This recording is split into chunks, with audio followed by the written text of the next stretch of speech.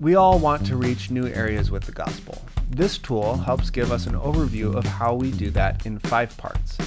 The first part is entry. In this part, we ask who are we trying to reach, and how do we engage them. The second is the gospel. Here we ask how will we share the gospel here. Third is discipleship. Here we ask how do we disciple those who get saved. Fourth is church. Here we ask how we are going to gather disciples together. Finally, the 5th part is leadership. Here we ask how do we raise up leaders to keep the cycle going. This concept can be illustrated by a farmer and 4 fields.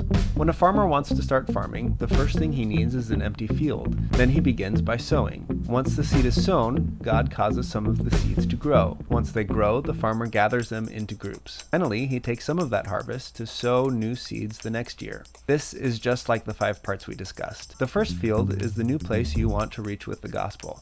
Here you strategize on who you are trying to reach and how you can engage them. Some of the ways that we engage people is through our names maps, prayer on the porch, or praying for people on campus. In the next field, we start sowing the gospel. Here you can use tools like the 3 circles or the bridge diagram to share the gospel with people. Next, God takes some of those gospel shares and brings people to himself. Now it's time to disciple them.